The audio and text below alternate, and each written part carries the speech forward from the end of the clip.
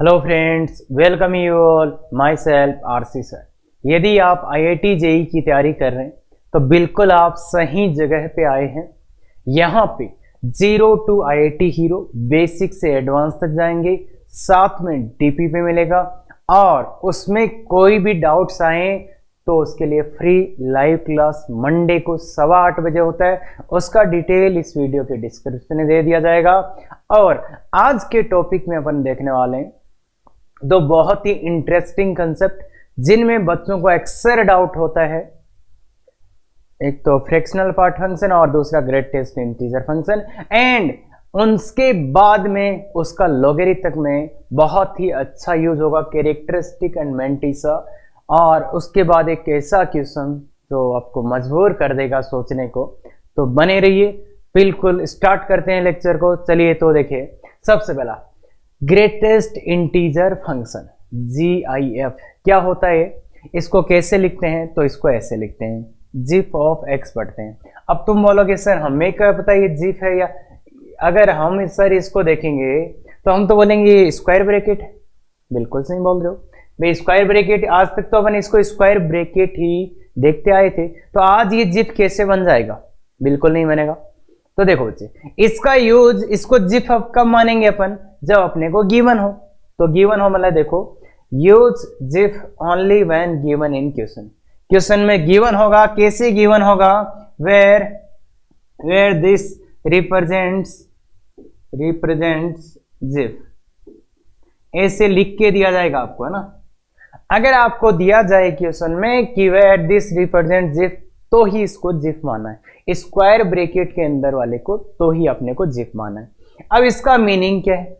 इसका मीनिंग क्या है? देखो, GIF of x greatest integer just less than और equal to x। Greatest integer just less than और इक्वल टू x, x से जस्ट छोटे वाला इंटीजर जो सबसे बड़ा हो। ध्यान से पढ़ो, greatest integer just less then x और इक्वल टू x, x के इक्वल या उससे लेस देन वाला ग्रेटेस्ट इंटीजर। जैसे इस वाले का बात करें, इस वाले का बात करें तो इसके जस्ट लेस देन इंटीजर कौन सा है? इससे लेस देन वाले इंटीजर कौन से है? 2 1 0। अगर आप बोलेंगे इनमें से ग्रेटेस्ट इंटीजर कौन सा है, जो इससे जस्ट लेस देन वाले थे उनमें ये इंटीजर्स है, तो इससे जस्ट लेस देन वाला कौन सा है? 2 है क्या? तो इसका वैल्यू क्या होगा? 2। इसका वैल्यू क्या होगा? 2। कुल मिला के बात इसको ध्यान रख, greatest integer just less than और इक्वल टू x। तो 2.3 का कितना आ जाएगा बच्चे? 2.3 का कितना आ जाएगा? 2 आ जाएगा। ऐसे ही 3.7 के जस्ट लेस देन इंटीजर कौन सा है? 3.7 के जस्ट लेस देन इंटीजर कौन सा है बच्चे? 3 4। अब इक्वल टू भी लिखा है इसमें, जस्ट लेस देन और इक्वल टू, तो इसका वैल्यू बच्चे 4 ही आ जाएगा। अब पाई कितना होता है? पाई कितना होता है? 3.14 3.14, तो इसके जस्ट लेस देन इंटीजर कौन सा है? 3। ऐसे ही √3 का कितना आ जाएगा? √3 मतलब 1.72, इसके जस्ट लेस देन इंटीजर 1। अब इसको गौर से सोचिएगा बच्चे, यहां पे सबसे ज्यादा बार बच्चे गलती करते हैं -2.3। तो इसको मैं आपके लिए आसान बना देता हूं। -2.3 कहां आएगा बच्चे? इधर -2 आएगा और इधर -3 आएगा। तो इसके जस्ट लेस देन वाला इंटीजर कौन है? इस वाले -2.3 से जस्ट लेस देन कौन सा इंटीजर है? कौन सा इंटीजर है? -3। ये बात समझ में आता है क्या? यहां पे बच्चे क्या कर देते हैं, यहां पे -2 लिख देते हैं, जो कि इनकरेक्ट हो जाएगा। भाई देखो, इससे लेस देन वाला इंटीजर। क्लियर है क्या? बहुत ही सिंपल सी बात है। हाँ, अब जैसे माइनस का 4.3 कितना है? इसके just less then integer -5। Clear है क्या? और माइनस का 3.7, इसके जस्ट लेस देन इंटीजर -4। और माइनस का 4 इसके जस्ट तो -4 ही आएगा, इंटीजर का तो वो खुद ही। अब ये -पाई के जस्ट लेस देन वाला बताओ, तो ये है -3.1 और समथिंग, दैट इज -4। -4 समझ में आता है क्या? -4। और इसकी बात करते हैं हम, इसकी ये कितना लिखा हुआ है? ये कितना लिखा हुआ है? एक ही है बच्चे, इसका वैल्यू तो 1 ही होता है ना, 0.9 का बाहर। अरे एक होता है, ये तो एक होता है, तो इसका वैल्यू कितना आ जाएगा, एक आ जाएगा। तो बच्चे क्या समझे आप, क्या समझे इतनी इससे बकवास से? तो सर कुछ समझे तो है ही नहीं। तो देखो बच्चे, कुछ समझना है भी नहीं। क्या है, क्या क्या आप 2.3 की जगह 2 लिख सकते हैं? मतलब 2.3 के जस्ट लेस देन वाले इंटीजर 2 है। क्या आप ये भी लिख सकते हैं, -2.3 लिखा होता तो -3 लिख देते? क्या आप इतना सा कर सकते हैं? क्या आप ये कर सकते हैं, 4 लिखा हुआ था तो 4? क्या ये तीनों चीजें समझ में आती है आपको? इतना आता है, बिल्कुल आता है। सर ये तो बहुत बड़ा है टॉपिक। हाँ बिल्कुल बड़ा है बच्चे, 2-3 लेक्चर लगते हैं, पर बात यह है 11th में जो अपने को चाहिए वो केवल इतना ही चाहिए। अगर आप इसको ध्यान से निकाल लिए हो, पूरी 11th में सब कुछ जो भी आएगा वो हो जाएगा। इसकी इक्वेशन भी है, इसका ग्राफ भी है, इसका डोमेन भी है, इसका रेंज भी है, इसकी इक्वेशन भी है, इसकी इनइक्वेशन भी है।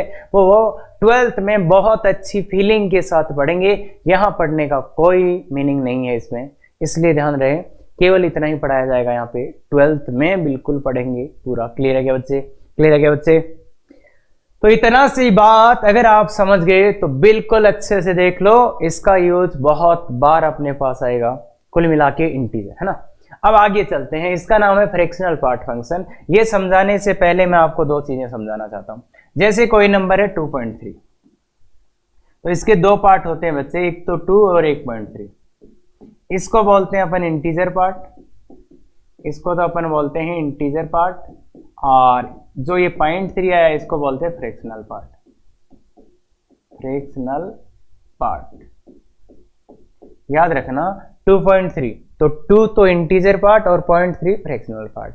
ऐसे ही माइनस का 2.3, तो इसको आप कैसे लिखोगे? इसका इंटीजर पार्ट कितना है बच्चे? अभी अभी देख के आए थे, इंटीजर पार्ट कितना है? -3। इंटीजर कितना है इसमें? -3, और वो फ्रैक्शन कितना है? 0.7। देखो भाई, इसका सम इसके बराबर तो आना चाहिए ना। तो इसका इंटीजर पार्ट -3, फ्रैक्शनल पार्ट 0.7। ये बात समझ सकते हैं क्या? 2.3 वाला वेरी क्लियर, -2.3 वाला थोड़ा सा डाउट, पर देखो निकाल के आए ना यार अपन। तेरा -2.3 का -3 निकाल के आए थे। तो इसलिए याद रखो ध्यान से कि इसका इंटीजर पार्ट -3, तो फ्रैक्शन पार्ट जो बच गया। तो कोई भी नंबर हो x, उसमें एक तो आएगा इंटीजर पार्ट और एक आएगा फ्रैक्शनल पार्ट। सर ये आपने कहां से लिखा? कोई भी नंबर हो उसमें इंटीजर पार्ट फ्रैक्शनल पार्ट, तो कोई भी नंबर हो उसमें इंटीजर पार्ट फ्रैक्शनल, और ये क्या है? Fractional part function. इसको क्या बोलते हैं? Fractional part of x। तो अरे सर ये तो कर्ली ब्रैकेट है। बिल्कुल बच्चे, ये दिया होगा, use it only when given in question. Question में दिया जाएगा। ये कहां पे दिया जाएगा? क्वेश्चन में दिया जाएगा, तो ही इसका यूज करना है। ये बात समझ में आ गई क्या? तो ही इसका यूज करना है। तो ये है फ्रैक्शनल पार्ट फंक्शन। क्या मीनिंग है इसका? इधर से थोड़ा सा तो आइडिया लग ही गया होगा। वैसे इधर देखें तो जैसे देखो 2.3, तो इसमें फ्रैक्शन कितना है? फ्रैक्शन जानते हैं ना, फ्रैक्शन कितना फ्रैक्शन है इसमें? 0.3। भाई इंटीजर है 2 तो, और 3 और ऐसे 3.7, इसमें कितना फ्रैक्शनल है? 0.7 फ्रैक्शन। और ये 4 लिखा है तो 4 को 4.0, इसमें फ्रैक्शन कितना है? सर है ही नहीं, इसमें तो 0 है। तो फ्रैक्शनल पार्ट है ही नहीं, इसलिए ये 0 है। तो 4.0 लिख के अपन काम चला सकते हैं क्या? हाँ। अब बात आती है इसकी माइनस का 2.7। तो बच्चे इसमें क्या है? तो इस नंबर को अपन लिखेंगे कैसे बच्चे? -2। इसका इंटीजर पार्ट कितना है? -0.3 ना, क्या बकवास की, -0.3। इसमें इंटीजर कितना है? -3। अब बताओ क्या लिखो फ्रैक्शन सो दैट ये -2, तो सर 0.3। तो मतलब इसका फ्रैक्शनल पार्ट कितना हो गया? 0.3। ये बात समझ में आती है क्या? ये बात समझ में आती है क्या? ऐसे ही अगले वाले का एक और लिखते हैं, -2.3। तो बच्चे ये बात समझ में आती है क्या कि इसको क्या लिखेंगे? -3 प्लस का 0.7 लिखना पड़ेगा क्या? ये है ना इसका इंटीजर पार्ट, ये फ्रैक्शनल पार्ट, तो 0.7। तो इसका आंसर कितना है? 0.7। ये बात समझ गएगा। अब देखो होता क्या बच्चे, जो प्लस वाला है उसमें तो सीधा ही आ रहा गया, जो प्लस वाला है उसमें सीधा। माइनस वाले में एक छोटा सा पंगा हो रहा है। माइनस वाले में इसका आना तो 0.7 चाहिए था, पर आ क्या रहा है? 0.3। मतलब ये कैसे आ रहा है? बेसिकली ये आ कैसे रहा? तो माइनस वाले में एक -0.7 कर देना, तो ये आ गया 0.3। ऐसे ही इसमें आना तो 0.3 चाहिए था, पर आ कितना 0.7, तो 1 माइनस 0.3, इसका 0.3, तो इसलिए ये आ जाएगा। जैसे मान लो किसी ने निकालना हो माइनस का 2.1 का फ्रैक्शनल पार्ट, तो कितना आ जाएगा 1 माइनस 0.1, तो 0.9। तो माइनस वाले में एक छोटी सी चीज जो अपने को ध्यान में रखना पड़ेगा वो क्या है कि इसका 0.7 आने वाला था, पर माइनस का था इसलिए 1 माइनस 0.7। क्लियर है, ये लिख दो, मतलब उसका कॉम्प्लीमेंट्री पार्ट आएगा, उसका कॉम्प्लीमेंट्री पार्ट आएगा। फिर भी अगर आप किसी को और अच्छा समझना है तो देखो इस वाले एग्जांपल को मैं समझाने की कोशिश करता हूं। अगर आपको प्रॉब्लम हो तो इसका यूज कर लेना, इसका यूज कर लेना। जैसे किसके लिए यूज करते हैं, इसके लिए। तो x का वैल्यू यहां कितना है माइनस का 2.3 is equal to GIF of minus का 2.3 प्लस फ्रैक्शनल ऑफ माइनस का 2.3। इसका वैल्यू जानते हो क्या आप, जिप का वैल्यू अभी निकाला था ना, इंटीजर पार्ट, इसका तो -3 होएगा प्लस फ्रैक्शन। तो इस वाले इक्वेशन को यहां से अपन इसका वैल्यू निकाल सकते हैं। इसको इधर ले जाओ, इसको इधर ले जाओ, 3 माइनस 2.3, देखो इसको इधर ले जाओ, 3 माइनस 2.3 तो 0.7 आ गएगा।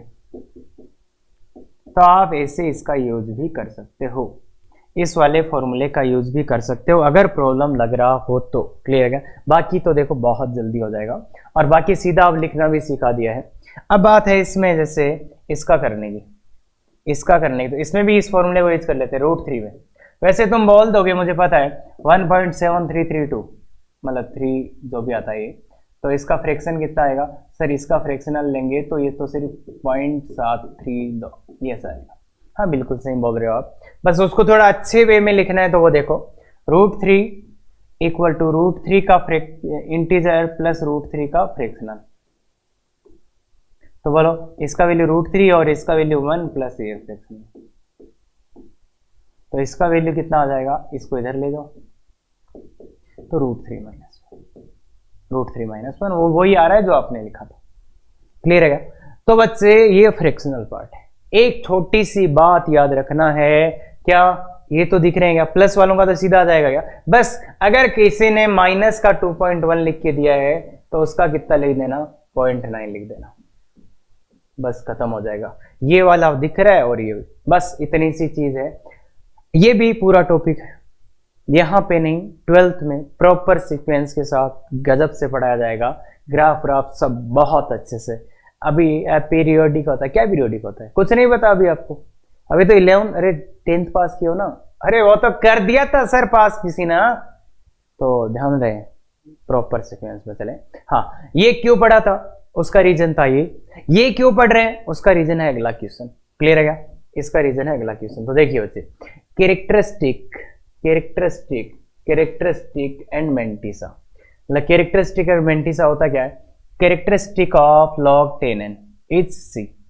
इसका कैरेक्टरिस्टिक मतलब c से रिप्रेजेंट करेंगे, क्या आएगा integral part of log 10n, मतलब क्या बोल रहे हैं कि ये बोल दे, ये हो गया क्या।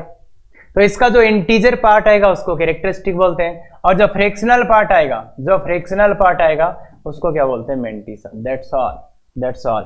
Find c and m of this. इसका c और m फाइंड करना है, तो इसको बोलो, इसका वैल्यू फाइंड करो सबसे पहले। तो इसका वैल्यू कितना आ रहा है, इसका वैल्यू कितना आ रहा है log 10 इंटू 10 का स्क्वायर, 2 पहले आ जाएगा, ये पावर पहले आ जाएगा log 10 दैट इज 2, तो 2.0 लिख दो। कैरेक्टरिस्टिक c कितना है, इसका इंटीजर पार्ट 2, m कितना है, इसका फ्रैक्शनल पार्ट कितना 0।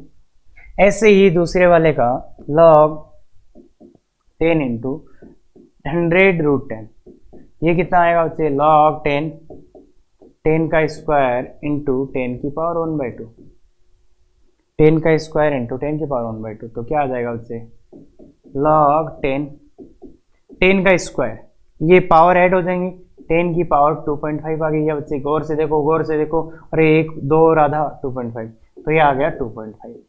तो इसका c कितना होगा 2, m कितना होगा 0.5।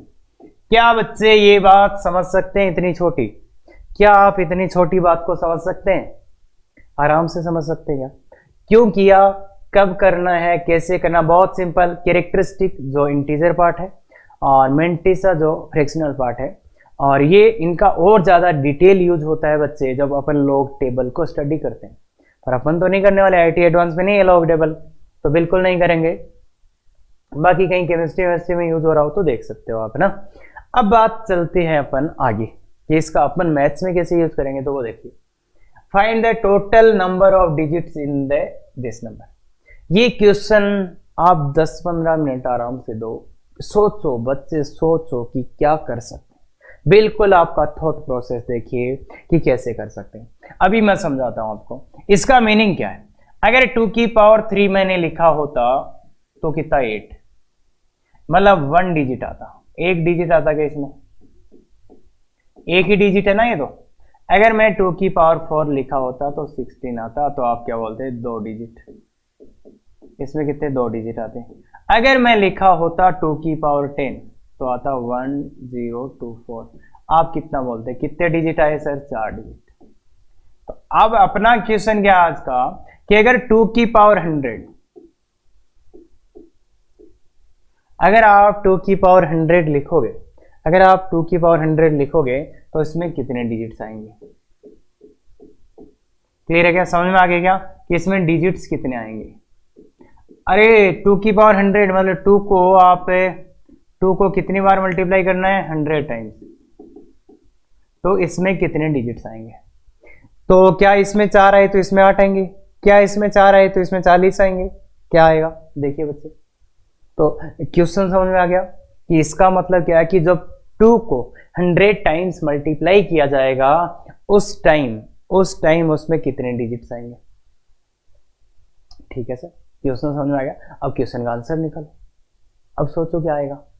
तो अब भी नहीं आ रहा तो थोड़ा सा और चलते हैं, अगर मैं आपको ये बोल दूं कि 10 की पावर 1 तो इसमें कितने डिजिट्स आएंगे सर, 2 डिजिट, क्यों, क्योंकि ये तो 10 है।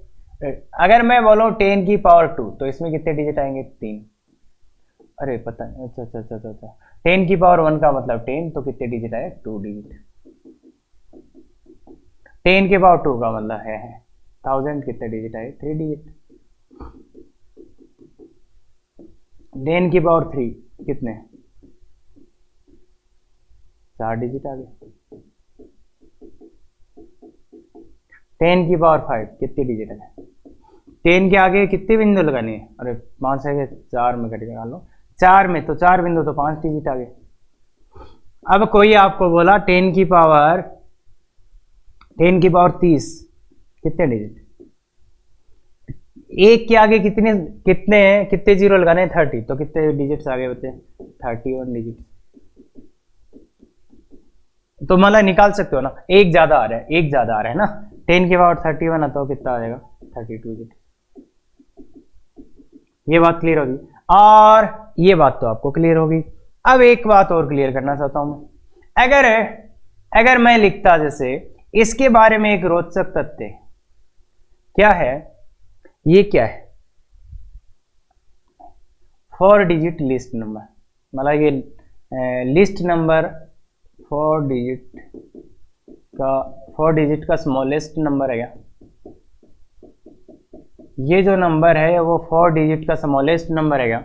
अगर इससे पहले वाला नंबर लिखो तो आएगा 999 आ जाएगा, तो 999, तो वो तो क्या हो जाएगा बच्चे, इससे 3 डिजिट का नंबर हो जाएगा क्या।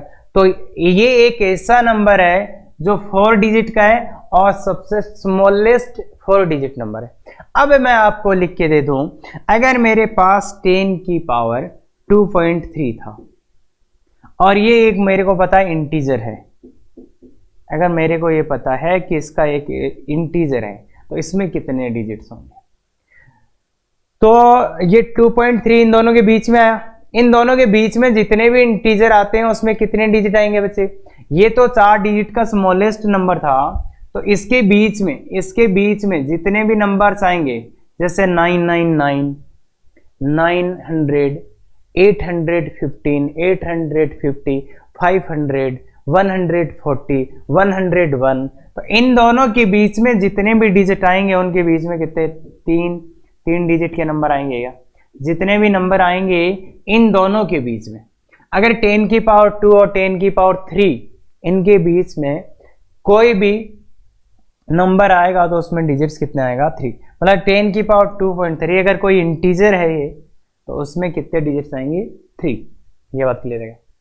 और आज आप ये भी समझ गए होंगे कि अपना जो ऐसे लिखते हो ना तुम 2.3 इंटू 10 की पावर 23 या 6.23 इंटू 10 की पावर, तो ये साइंटिफिक नोटिफिकेशन में आप क्यों लिखते हो, साइंटिफिक नोटेशन में आप क्यों लिखते हो? क्योंकि देखते ही पता चल जाए कि इस नंबर में कितने डिजिट्स हैं।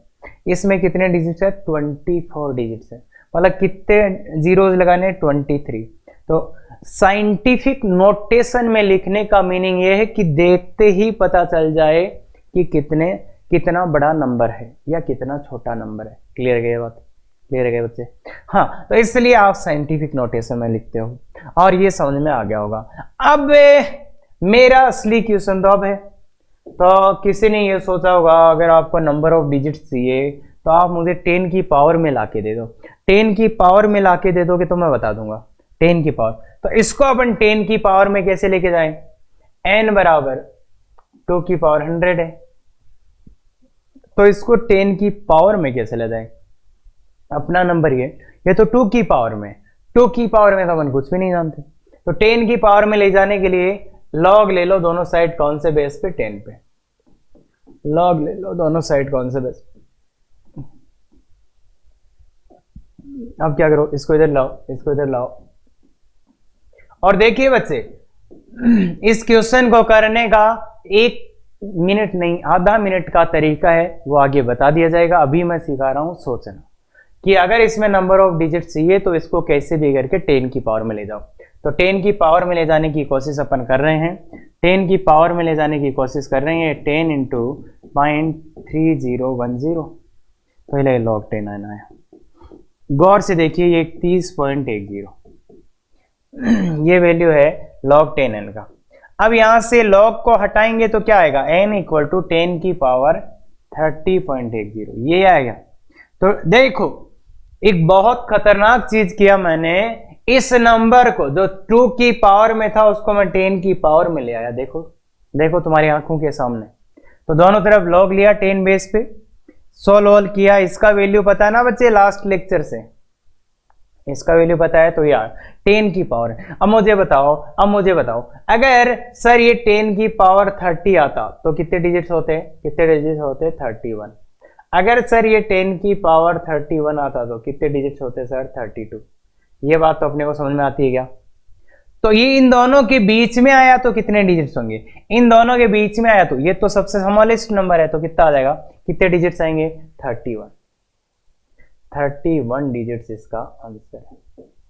क्योंकि ये इंटीजर तो है ना बच्चे, दिखता रहा नहीं यार, ये तो इंटीजर ही था, तो इसका आंसर क्या आया 31।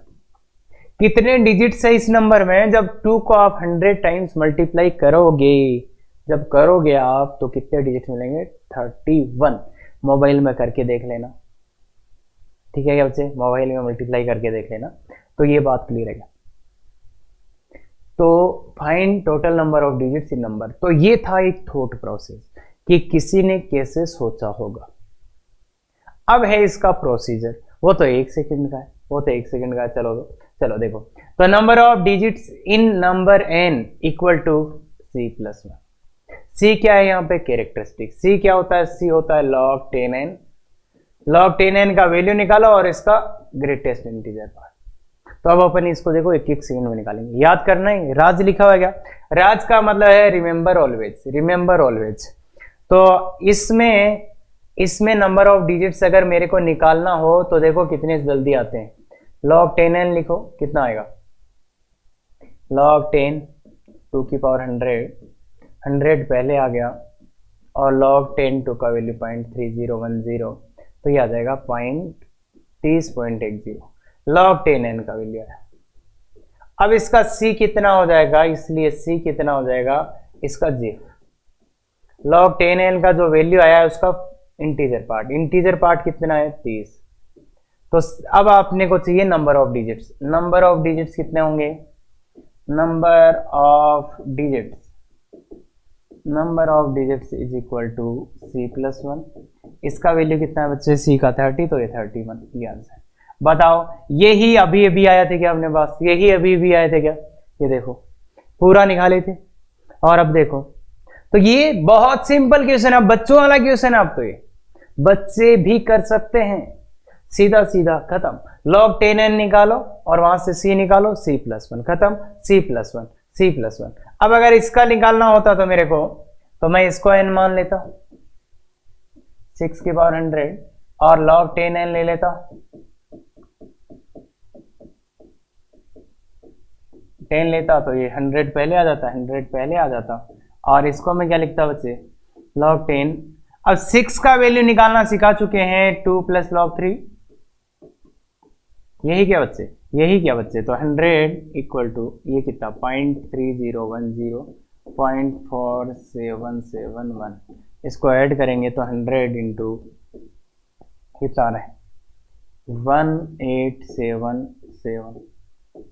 अगर 7 से मल्टीप्लाई कर देंगे तो 70, 100 से मल्टीप्लाई, तो ये इसका वैल्यू आ गया किसका, log 10n का, log 10n। अब चाहिए c क्या होता है इसका, इंटीजर पार्ट, इंटीजर पार्ट आ गया 77।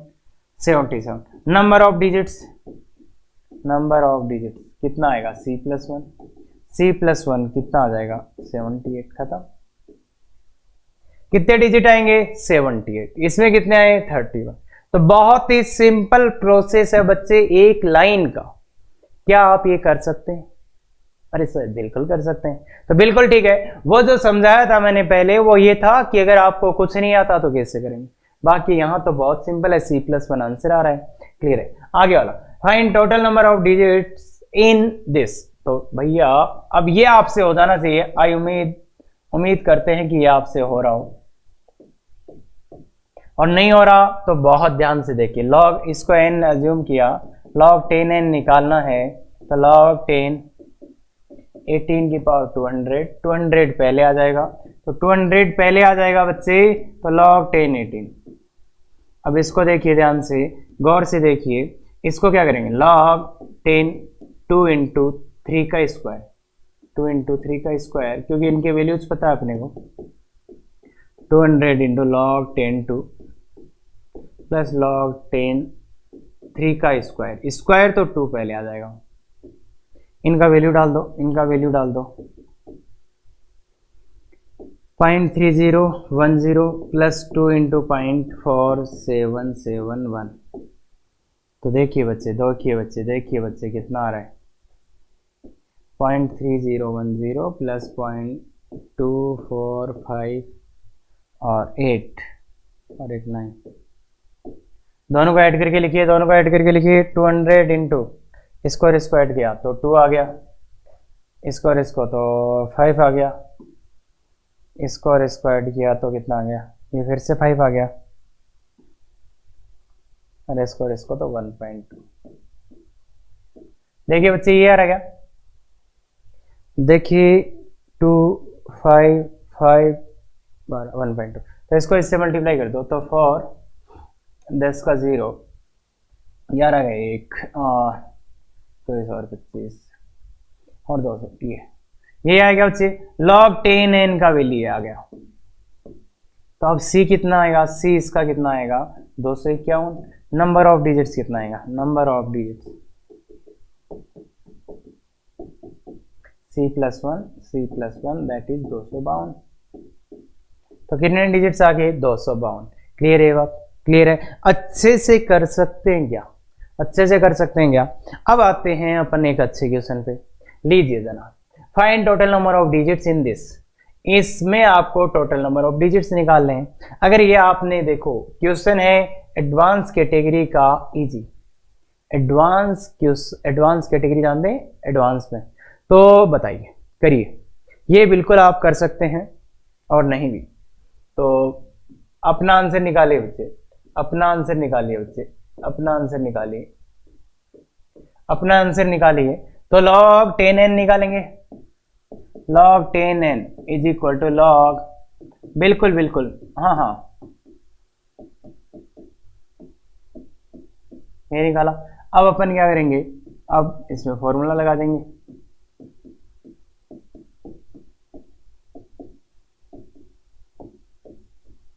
हाँ तो बच्चे ये तो वैल्यूज निकाले हुए हैं अपने, जल्दी जल्दी निकालो, जल्दी जल्दी निकाल लो। तो यहाँ पे वैल्यू आ जाएगा, यहाँ पे वैल्यू आ जाएगा, सी का वैल्यू आ जाएगा और नंबर ऑफ डिजिट्स कितना आ जाएगा, C+1। कितने लोगों का आंसर आ गया, देखो देखे जल्दी से बताओ, आंसर आ गया, बिल्कुल आ गया। तो ऐसे ही करा था क्या, ना सर ऐसे तो हमने नहीं किया, तो फिर कैसे किया, और तो कुछ होगा ही नहीं। तो देखो बच्चे यहाँ पे आपने एक बहुत भयानक मिस्टेक को अंजाम दिया है, इसका अंजाम बहुत बुरा होगा, ये गलत है सब। यहाँ पे आपने क्या फॉर्मूला का यूज किया है, log a m plus n equal to आपने लगा दिया log am plus log an। देखो भाई यहाँ पे log m प्लस n था अंदर, तो ये तो आपने अलग अलग कर दिया। सर नहीं किया हमने, अरे वेरी गुड, क्या बात कर रहे हो। हाँ वही मैं कहना चाहता हूं कि ये यहाँ पे ये फॉर्मूला नहीं लगा देना है, ये फॉर्मूला यहाँ पे नहीं लगा देना है, ये गलत हो जाएगा बच्चे। तो ये गलत हो गया, क्यों, क्योंकि मैंने इस फॉर्मूले का यूज कर लिया, आपने नहीं किया, बहुत बढ़िया। तो आप आंसर बताइए जनाब, आंसर बताइए। तो ये नहीं, तो मतलब ये वाला तरीका तो फेल हो जाएगा, लोग लेने वाला, तो फिर करेंगे क्या, तो फिर करेंगे क्या, सिस्टमेटिक सोचिए, गौर से सोचिए, गौर से सोचिए। क्या दिया था ये, 6 की पावर 100 प्लस 18 की पावर 200, इसमें चाहिए था। इसमें अभी अभी निकाल के आ रहे हैं, इसमें कितने डिजिट्स थे, 252। इसमें कितने डिजिट्स थे, 78 थे क्या, चलो दिखा देता हूं मैं। इस वाले नंबर में 252 थे और उस वाले में कितने थे, 78। तो इसमें इतने डिजिट्स थे और इसमें इतने डिजिट्स थे, तो टोटल कितने डिजिट्स आएंगे उन दोनों का सम, क्या यही बोल रहे हो। अगर इसमें इतने डिजिट थे, इसमें इतने डिजिट थे, तो बच्चे ये बताओ कि जब इन दोनों नंबर्स को ऐड किया जाएगा तो आंसर क्या आएगा, आंसर क्या आएगा, तो ये बताओ मेरे को, गौर से देखिए। तो अगर आप जब गौर से देखेंगे, जब देखेंगे एक नंबर तो था बहुत बड़ा, बहुत बड़ा, कितना बड़ा, इतना बड़ा कि उसमें 252 डिजिट थे। दूसरा नंबर जो ऐड करना था वो बच्चे सा था, कितने डिजिट्स थे उसमें, ये तो है 252 डिजिट्स और ये 78 डिजिट्स। तो जो बनेगा, जो इसका सम आएगा 252 डिजिट्स आएगा। ये समझ में आता है क्या, अरे कैसे बच्चे, कैसे, देखो सर इसको ऐड करो आप,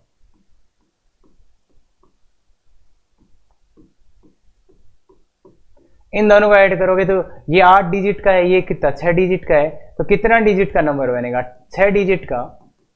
अब एक पॉसिबिलिटी है यहाँ पे, अगर ये सब 9999 ही होते, अगर ये सब 999 ही होते तो फिर ये हो सकता है 7 डिजिट का, नहीं सॉरी 8 डिजिट आएगा ना यार। अगर ये सब 9999 ही होते तो ये हो सकता है 9 डिजिट का बन जाता भाई। वो तुम जब ऐड करते तो हो सकता है ना ये 9 डिजिट का बन जाता, क्यों, यहाँ 99 होता तो वो, अरे कैरी फॉरवर्ड वाला ना, कैरी होता था उधर, तो हो सकता था ना अगर यहाँ 999 होता तो वो 9 डिजिट का बन जाता।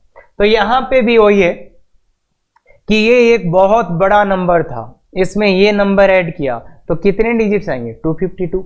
अब एक केस है, हो सकता है ये यहाँ पे 9999 रहे हो तो वो कैरी हो जाके एक डिजिट बढ़ जाए, मतलब हो सकता है मे बी कि 253 हो जाए, मतलब कितने डिजिट्स हो जाए, 253। कब, जब वो इधर वाला जो, जब इसको और इसको ऐड करेंगे तब वो कैरी हो जाए। अरे हो सकता नहीं यार, अरे यहाँ पे अगर 9 होता तो ये 9 डिजिट का नंबर हो जाता ना, जैसे क्या बोल रहे हैं, ये बोल रहे हैं 9999543।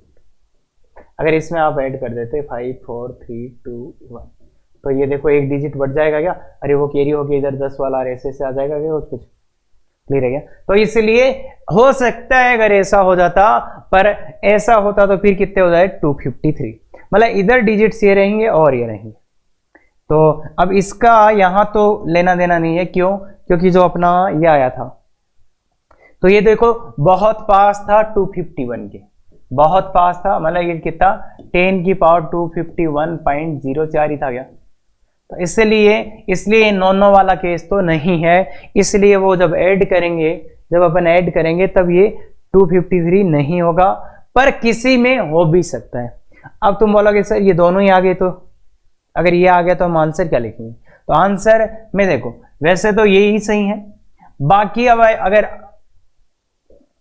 ऑप्शन दे दे तो उसमें ये दोनों ऑप्शन वो नहीं देगा, और देगा तो भी देखो इसमें तो क्लियरली पता चल रहा है, पर कुछ नंबर्स होंगे जिनमें आपको नहीं पता चलेगा, तो वहां पे आप दोनों में से क्लियर है। और बाकी ऐसे कन्फ्यूजन को दूर करने के लिए वो क्या कर देता है कि आपका जो क्वेश्चन होता है उसमें लिख के दे देता है कि 10(2) का वैल्यू ये लेना है, 10(3) का वैल्यू ये लेना है, तो वो वैल्यूज लेके जो भी आएगा वही आपका आंसर होगा। क्लियर है? तो इसलिए थोड़ा सा ध्यान रखना। बाकी ये ऐड करना वाला समझ में आया क्या, कि अगर ये दो नंबर्स को ऐड कर देगा तो कैसे निकालेंगे, तो ये सोचना पड़ेगा थोड़ा सा। क्लियर है ये बात क्लियर होती है क्या? अगर इसको और इसको जोड़ा जाएगा, इन दोनों को ऐड किया जाएगा तो 252 डिजिट्स ही आएंगे, 3 भी आ सकते हैं जब ऐसा केस हो कि ये 999 टाइप का कोई नंबर हो रहा हो। क्लियर है? आगे चले तो आगे अब ये है नंबर ऑफ जीरोज और साइफर्स भी बोलते हैं इनको, after decimal and before first. जैसे कुछ नंबर्स ऐसे होते हैं क्या बच्चे, 0.000345। तो देखो इस डेसिमल और इस नॉन जीरो, या इसको आप बोलते हो क्या, सिग्निफिकेंट डिजिट। इस सिग्निफिकेंट डिजिट और इस डेसिमल के बीच में कितने जीरोज हैं? तो कुछ कुछ नंबर्स होंगे जो बहुत छोटे नंबर्स होंगे, तो उनमें इसके बीच में और इसके बीच में कितने जीरोज होंगे? जैसे इसके बीच में कितने जीरो है, 4 जीरो है। जैसे अब ये बोल रहा है कि इसमें जब 2 की माइनस 100 करोगे, मतलब 1/2 की पावर 100, तो इसमें कितने जीरो जाएंगे? तो इसमें कितने जीरो जाएंगे, मतलब ये नंबर कुछ ऐसा ऐसा कुछ लिखा जाएगा, यहां पे कुछ कुछ आएगा, फिर तो इन जीरोज का नंबर कि कितने जीरो आएंगे जब अपन इसको इसमें लिखेंगे। तो इसके लिए देखो अब मैं लॉजिक नहीं बताऊंगा, अब सीधा बताऊंगा मैं। आंसर वही है C+1, बस उसका क्या आ जाएगा बच्चे, मॉड्यूलस आ जाएगा। अगर नंबर ऑफ जीरोज पूछे तो आंसर है C+1 का मॉड्यूलस, जो पहले था वही है। तो अब वो निकाल लेते हैं, मैं एक में निकाल के बता देता हूं। n बराबर 2 की पावर -100, तो वही है C, तो log 10n लेंगे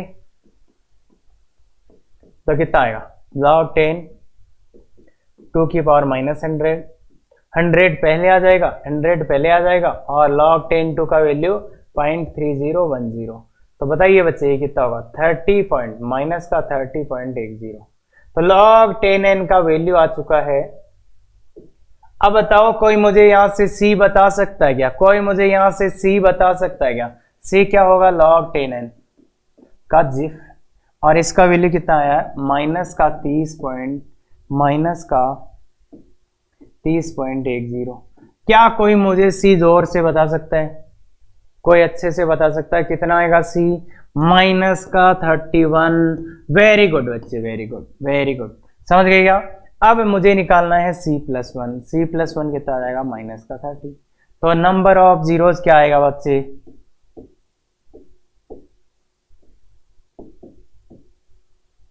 नंबर ऑफ जीरोस बराबर C+1 का मॉडुलस, दैट इज 30 का मॉडुलस 30 आ जाएगा। अब मॉडुलस क्यों लिया, कोई पूछेगा कितने आदमी थे, सर -3 आदमी बैठे थे, ऐसे थोड़े बोलोगे यार, अरे कितने आदमी थे तो कुछ 1 2 3 ऐसे ही बताओगे ना। तो मतलब इसने बोला था हाउ मेनी जीरोज, तो क्या बोलोगे 1 2 3, तो इसलिए यहाँ पे इसका वैल्यू नेगेटिव आ रहा था, तो इसलिए अपन क्या बोल देंगे यहाँ पे, पॉजिटिव बोल देंगे। ये बात क्लियर है क्या? तो बताओ बच्चे, ये C+1 समझ में आएगा? वैसा ही है जैसे पहले था, वही सेम लॉजिक है, आप डेरिवेशन भी कर सकते हो। बाकी ये समझ में आता है क्या, आता है? अरे बहुत सिंपल यार, बहुत सिंपल, बस C+1 याद रखना दोनों में, और आज की बात है याद रखना है बच्चे, अदरवाइज तो पता नहीं क्या क्या करवा देगा आपसे। तो चाहे नंबर ऑफ जीरोज पूछे, चाहे नंबर ऑफ डिजिट्स पूछे, क्या लिखना है, C+1। क्लियर है? अब ये वाला देखो बच्चे, ये क्वेश्चन आपसे होना चाहिए, हालांकि इसमें मैंने कुछ चीजें अच्छी डाली हैं, पर फिर भी होना चाहिए। नंबर ऑफ जीरो चाहिए तो 15 की पावर -100 लॉग लेंगे,